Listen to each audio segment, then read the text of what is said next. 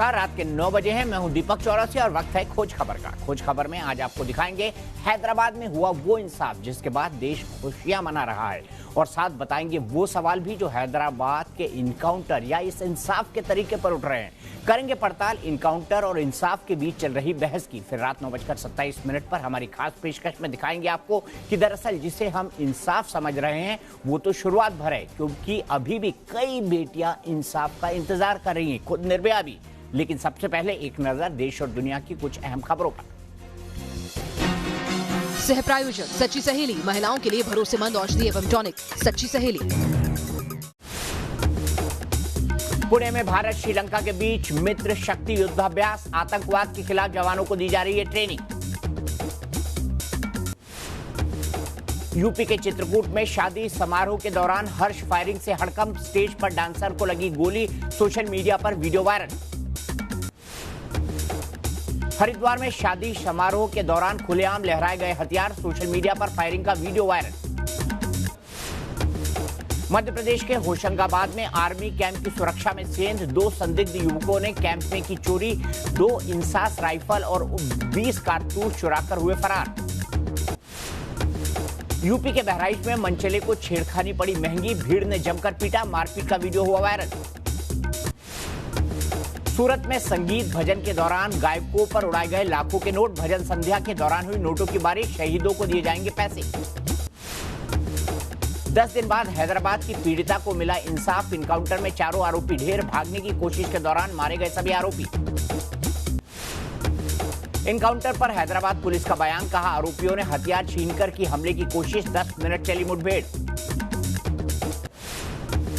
हैदराबाद में लोगों ने पुलिस के एक्शन का किया स्वागत, फ्लाईओवर से पुलिस पर की फूलों की बारिश।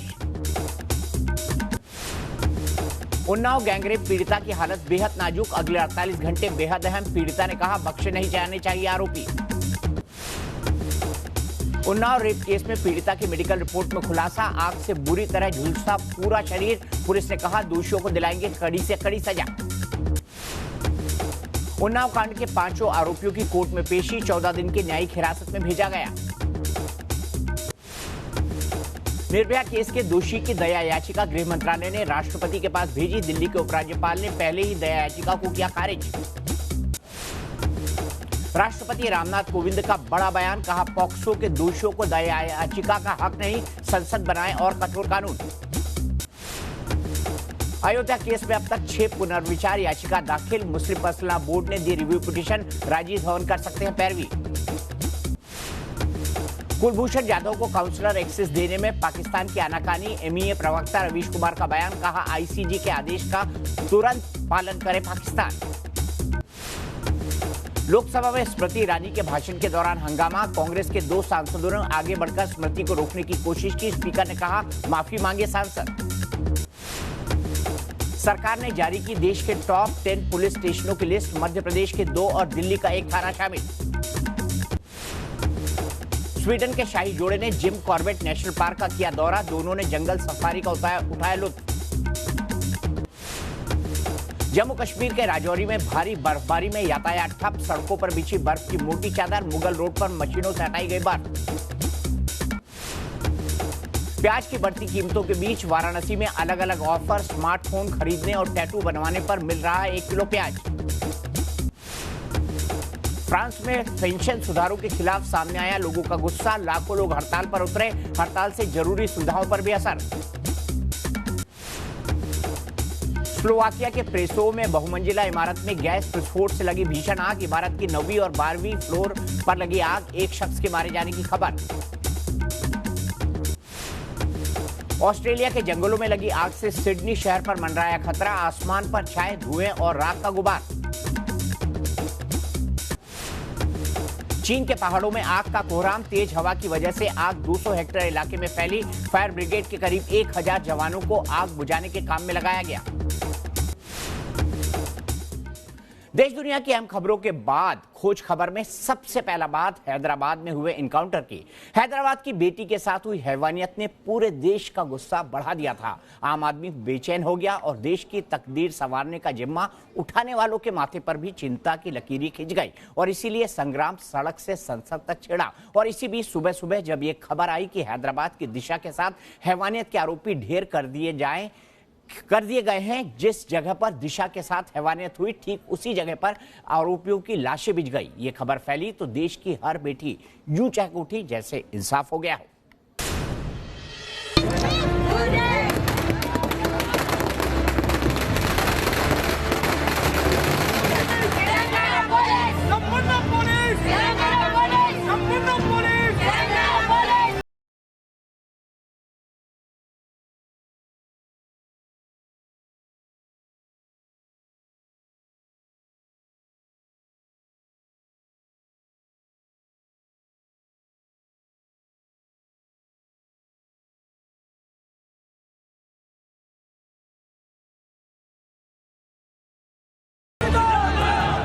कहीं पटाखे फूट रहे हैं,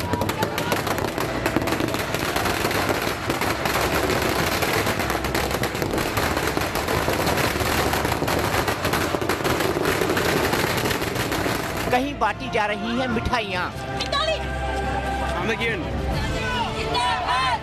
ये जश्न है दरिंदगी की मौत का, ये खुशी है देश की बेटी के लिए हुए इंसाफ का। पुलिस वालों के लिए गालियां तो कई बार सुनी, लेकिन तालियां शायद पहली बार बज रही हैं। तेलंगाना पुलिस में देश की हर बेटी को अपना रक्षक नजर आया, भाई नजर आ रहा है।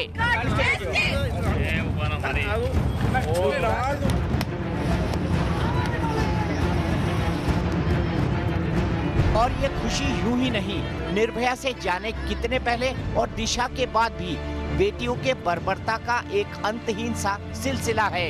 ये ऐसा गम है जिसने इंसानियत को बार बार लूलुहान किया है और इसीलिए जब दिशा के गुनहगारों को हैदराबाद पुलिस ने ढेर कर दिया तो सबको लगा जैसे इंसाफ हो गया।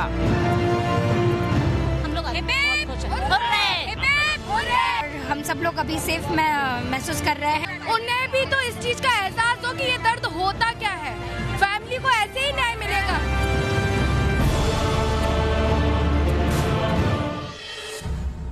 वो 27 नवंबर की काली रात थी जब हैदराबाद की दिशा दरिंदगी का शिकार हुई और अब 10 दिनों बाद ही उसके गुनाहगार ढेर हो गए और ये इंसाफ महज 30 मिनट में हुआ। इनकाउंटर पर कुछ लोगों के पास सवाल हैं और कुछ लोगों के पास अपने जवाब, लेकिन आरोपियों को मौत देने ने देश की बेटियों को एक ऐसी खुशी दी है जिसका इंतजार वो पिछले 10 दिनों से कर रही थी। अब ये इंसाफ पुलिस ने दिया या ये इंसाफ कुदरत का है, इस पर लंबी बहस है और इस बहस के बीच हम आपको उस आखिरी 30 मिनट के बारे में बताते हैं जब इन दरिंदों का दैंड हो गया।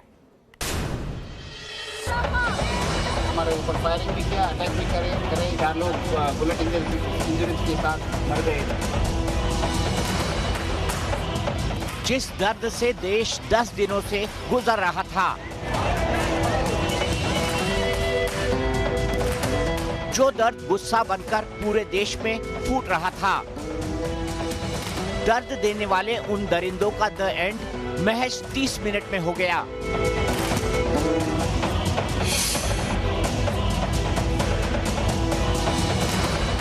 हैदराबाद की दिशा से हैवानियत के इन आरोपियों को पुलिस ने वारदात के 2 दिन बाद ही गिरफ्तार कर लिया था। पुलिस का दावा था कि उनके पास आरोपियों के खिलाफ साइंटिफिक सबूत मौजूद हैं और पुख्ता सबूत की बिना पर ही पुलिस ने गिरफ्तारी को अंजाम दिया, जिसके बाद इन्हें 10 दिन की न्यायिक हिरासत में भेज दिया गया। पुलिस ने 2 दिन तक इनसे पूछताछ की, लेकिन पुलिस के पास सवालों की लंबी फेहरिस्त थी और उनमें से कई का जवाब उसी जगह पर मौजूद था जहां दिशा के साथ दरिंदगी हुई। तो पुलिस ने आरोपियों को जेल से बाहर निकाला और फिर क्राइम सीन की ओर लेकर बढ़ चले। 4 तारीख को हम लोग इनका कस्टडी लिए गए। 4 और 5 उनको एग्जामिन करते हुए और इंट्रोगेशन करते हुए कैसे ऑफेंस हुआ कलेक्ट करने के बाद विक्टिम का सेल फोन, डाटा बैंक और उनका वॉच को रिकवर करने का जरूरत था। इनके लिए ये लोग बताए कि हम लोग जो ऑफेंस हुआ बर्न किया उसी के प्लेस में हम लोग रखे हैं। उसको हम लोग वहाँ पे हाई करके दिखाने के लिए पार्टी को यहाँ पे लेके आया। 28 नवंबर की सुबह हैदराबाद शहर से करीब 50 किलोमीटर दूर NH-44 पर इसी पुल के नीचे दिशा की डेड बॉडी मिली थी और आरोपियों का दावा था कि उन्होंने दिशा का फोन, डाटा बैंक और घड़ी वहीं दफना दिया था। तो सुबह सुबह पुलिस की टीम आरोपियों को NH-44 के उसी पुल की ओर लेकर चल पड़ी। क्राइम सीन पर पहुंचकर पुलिस वालों ने इनसे वो जगह पूछी जहां दिशा का सामान दफनाया गया था, लेकिन पुलिस को सामान की जानकारी देने की जगह आरोपी भागने की फिराक में लग गए। तो आने के बाद ये लोग चारों इकट्ठा होने के बाद स्टोन से, लकड़ी से और शार्प ऑब्जेक्ट से हमको अटैक करने स्टार्ट किया और हमारा दो पुलिस ऑफिसर से भी वेपन्स खींच लिया। तो हमारा ऑफिसर्स बहुत रिस्ट्रेंट करते हुए उनको सरेंडर करने के लिए बताया, बट वो लोग सरेंडर नहीं किया। हमारे ऊपर फायरिंग भी किया, अटैक भी करे। सो बाद में हमारे लोग भी वो फायरिंग करना पड़ा।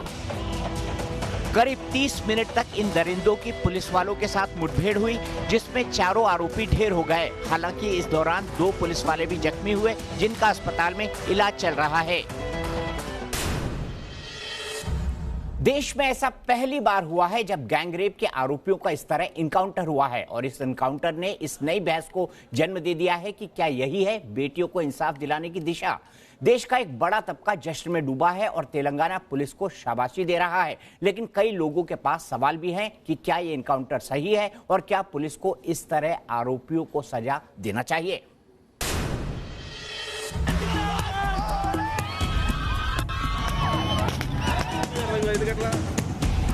हथकड़ी छोड़कर भी भागने की कोशिश करेगा तो पुलिस को जो वेपन दिए गए हैं, जो बंदूकें दी गई हैं, वो सजाने के लिए नहीं दी है, उनका उसको इस्तेमाल कर रहा है, तो उन्होंने उसका इस्तेमाल किया।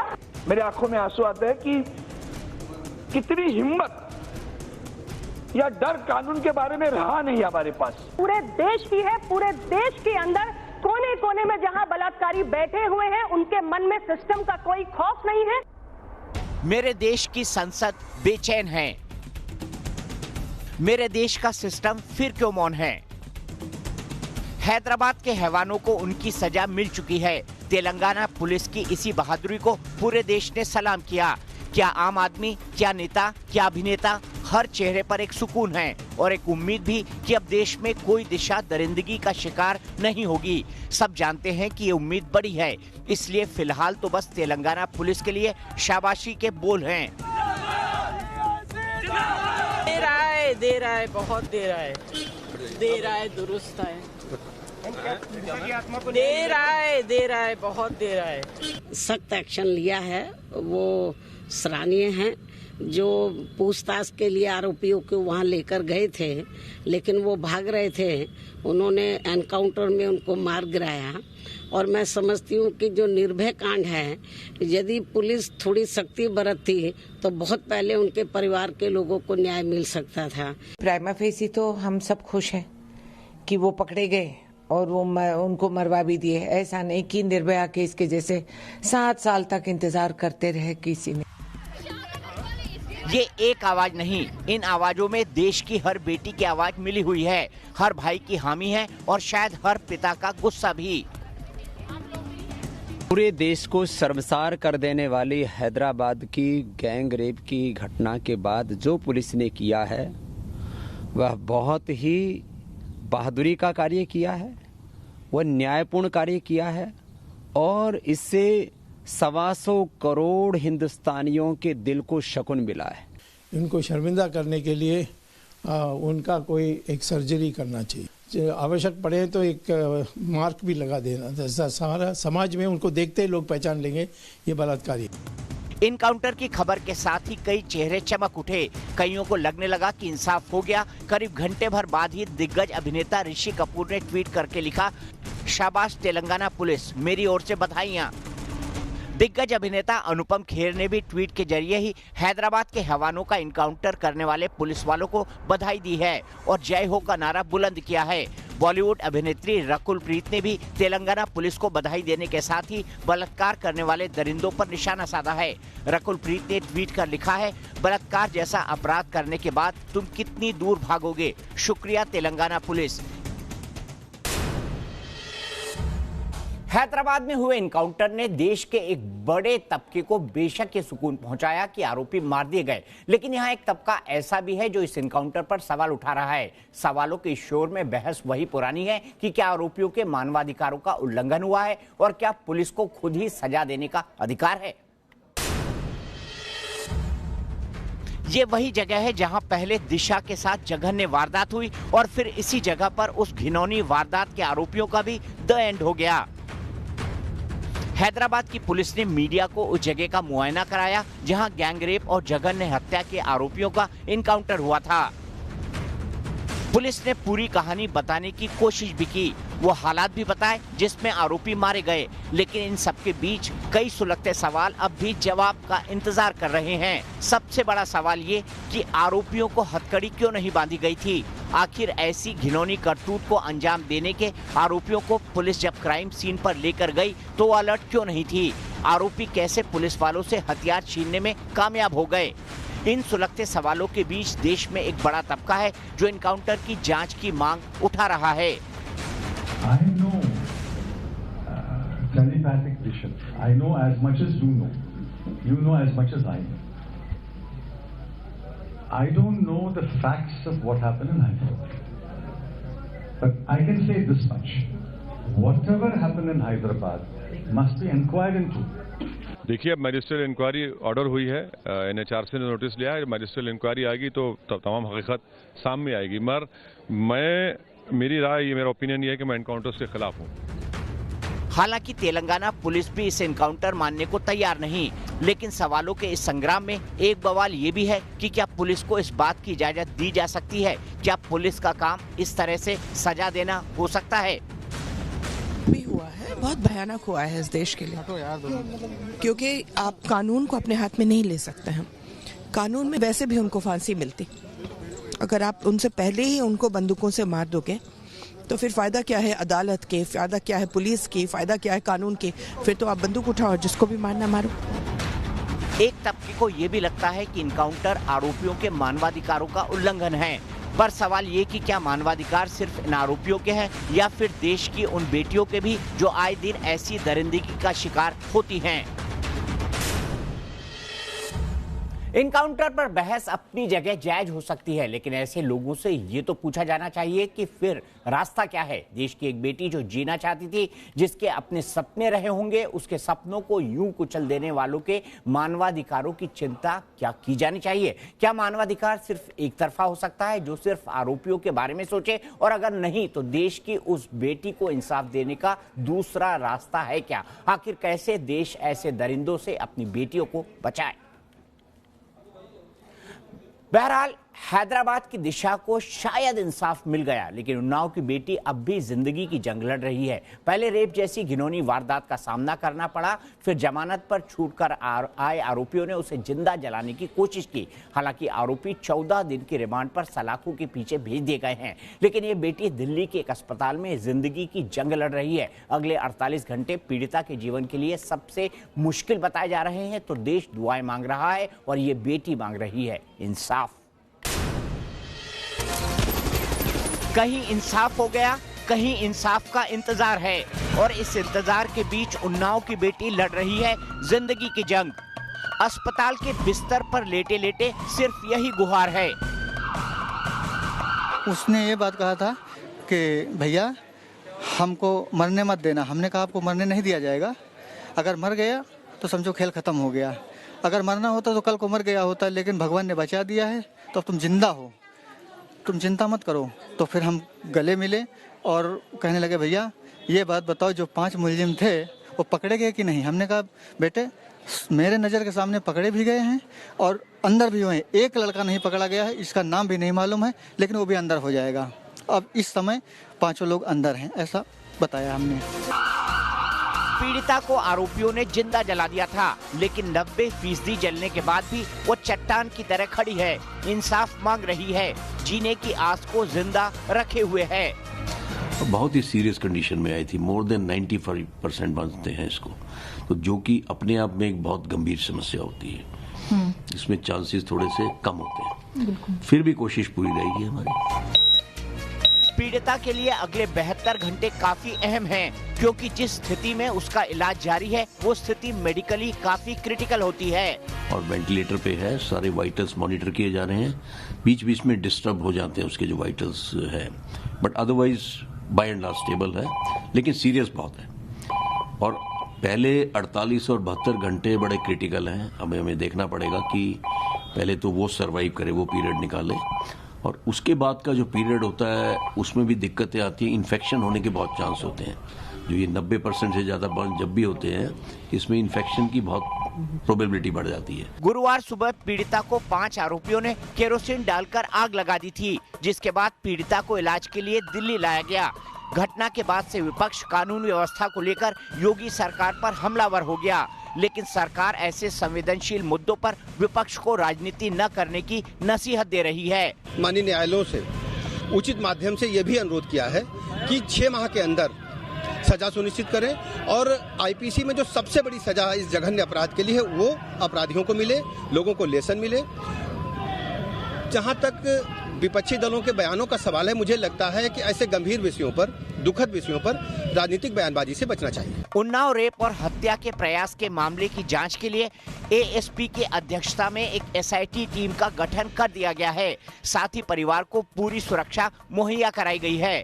जो भी विधिक प्रक्रिया है, निश्चित तौर पर हर विधिक प्रक्रिया का पालन इस तरह से किया जाएगा कि अपराधियों में एक खौफ की स्थिति उत्पन्न रहे, और हमने उत्तर प्रदेश में क्राइम अपराध के दृष्टिकोण से एक जीरो टॉलरेंस पॉलिसी रखी है। उन्नाव की बेटी की सलामती के लिए देश का हर हाथ दुआ मांग रहा है, लेकिन पीड़िता खुद के लिए सरकार से इंसाफ की मांग कर रही है।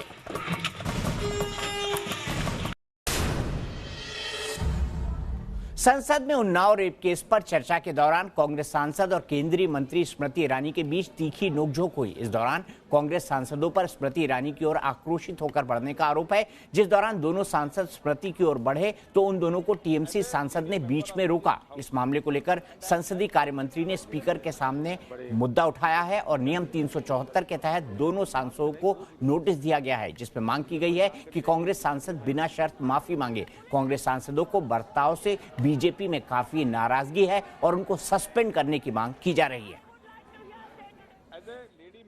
जब हाउस में आज हंगामा हुआ कि बाह चढ़ाकर मारने का एक पोस्चर लेके कुछ पुरुष सांसद मेरी तरफ आए, तत्पश्चात एक यंग एमपी ने कहा कि स्मृति ईरानी बोली ही क्यों।